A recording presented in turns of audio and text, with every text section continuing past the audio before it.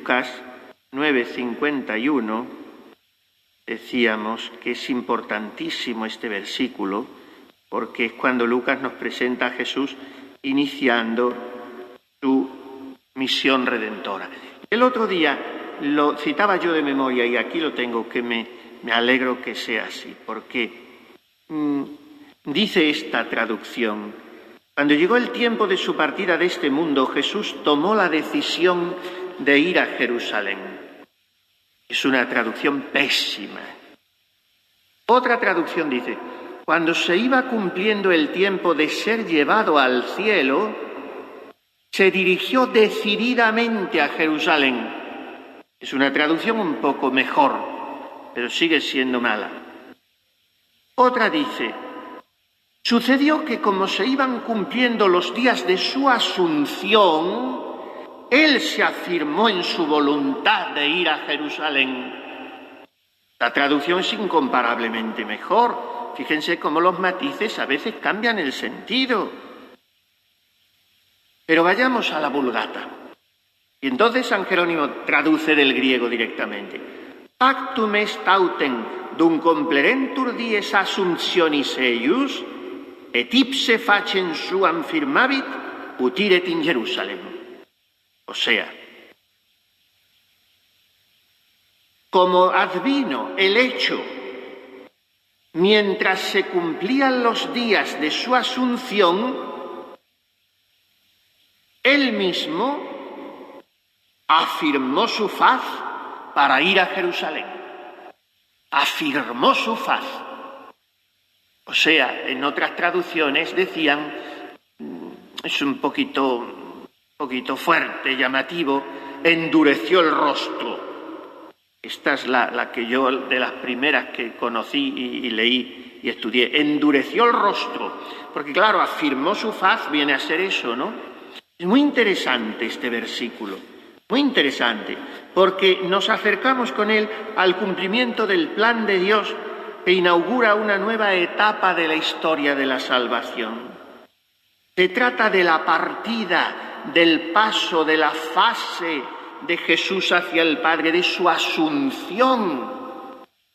No se puede decir su partida de este mundo, es su asunción, porque es maravilloso San Lucas, porque es que Cristo no es que va por su propio paso, es que el Padre lo asume, lo toma en sí. Él había salido del Padre y vuelve al Padre como arropado por el abrazo del Padre. De la Santísima Virgen no decimos que ascendió al cielo, sino que fue asunta al cielo. Bueno, pues Cristo fue asumido por el Padre. Esto lo usamos poco en castellano, lo usamos más bien a nivel intelectual. Yo tengo asumido esto, he asumido tal cosa en el terreno de las ideas, pero no en el sentido físico o digamos fáctico. Por ejemplo, en Italia se usa mucho cuando uno ha sido asunto en el trabajo.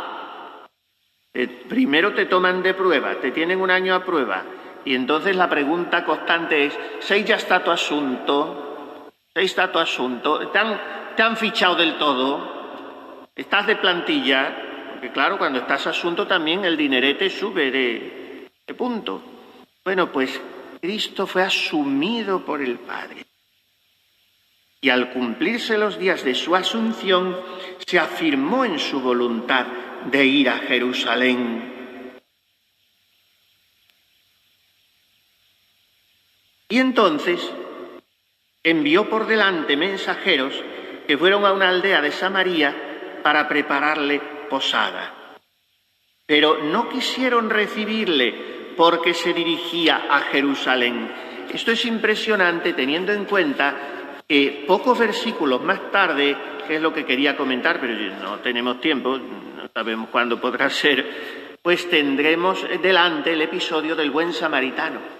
O sea, Jesús está proponiendo como modelo de misericordia a un hombre perteneciente al pueblo de esos que hace poquísimo tiempo no han querido recibirle. Este es Jesús. Este es Jesús.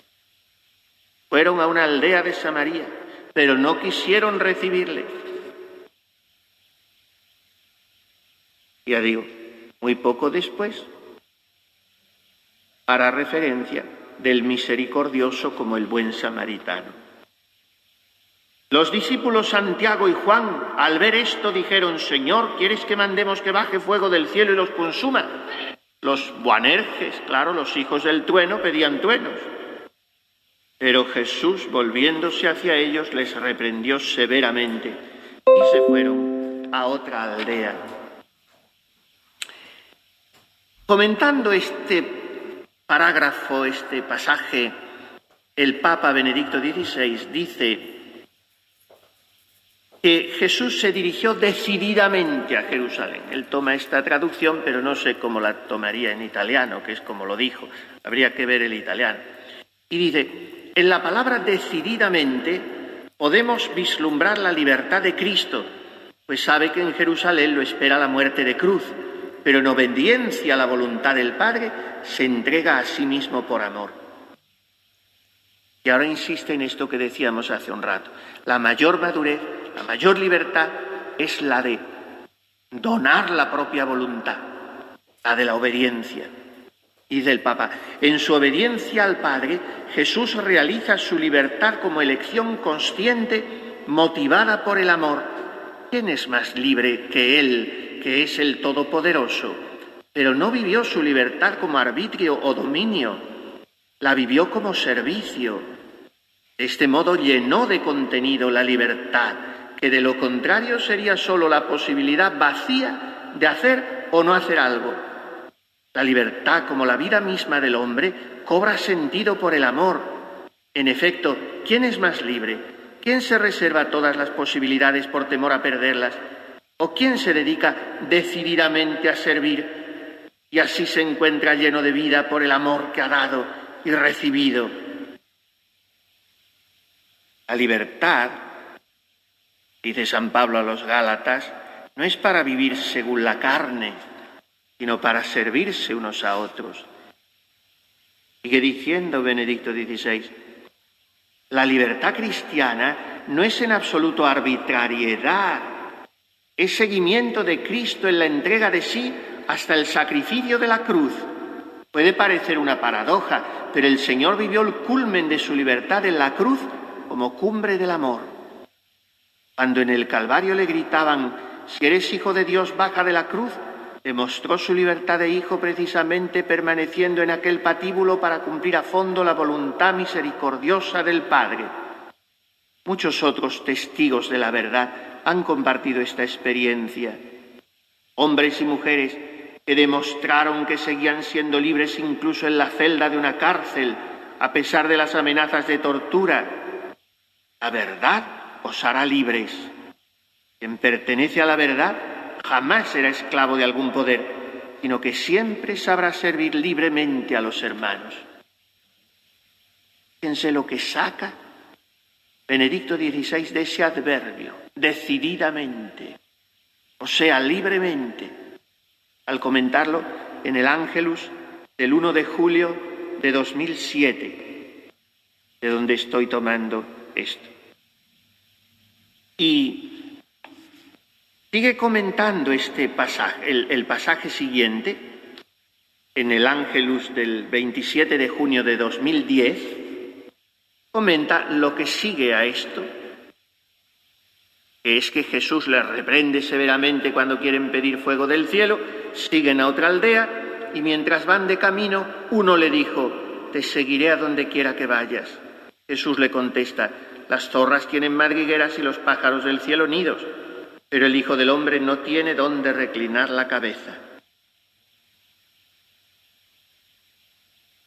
Dice el Papa: el evangelista San Lucas nos presenta a Jesús que mientras va de camino a Jerusalén, se encuentra con algunos hombres, probablemente jóvenes, que prometen seguirlo donde quiera que vaya. Con ellos se muestra muy exigente, advirtiéndoles que el Hijo del Hombre, es decir, él, el Mesías, no tiene dónde reclinar su cabeza, es decir, no tiene una morada estable, y que quien elige trabajar con él en el campo de Dios, ya no puede dar marcha atrás. A otro, en cambio, Cristo mismo le dice: sígueme. El siguiente, el primero, le dijo: te seguiré, Y él le dijo, estas son mis condiciones. Al siguiente es él el que se lo propone, sígueme. Y él dice, Señor, déjame ir antes a enterrar a mi padre. Jesús le responde que los muertos entierren a sus muertos. Y otro, te lo dice también él, te seguiré, Señor, pero déjame despedirme primero de mi familia. Jesús le dijo, el que pone la mano en el arado y mira hacia atrás no es apto para el reino de Dios. O sea, le pide un corte radical con los vínculos familiares. Dice Benedicto XVI, estas exigencias pueden parecer demasiado duras, pero en realidad expresan la novedad y la prioridad absoluta del reino de Dios que se hace presente en la persona misma de Jesucristo. En última instancia, se trata de la radicalidad debida al amor de Dios, al cual Jesús mismo es el primero en obedecer. Quien renuncia a todo, incluso a sí mismo, para seguir a Jesús, entra en una nueva dimensión de la libertad, que San Pablo define como caminar según el Espíritu. Libertad y amor coinciden. Por el contrario, obedecer al propio egoísmo conduce a rivalidades y conflictos.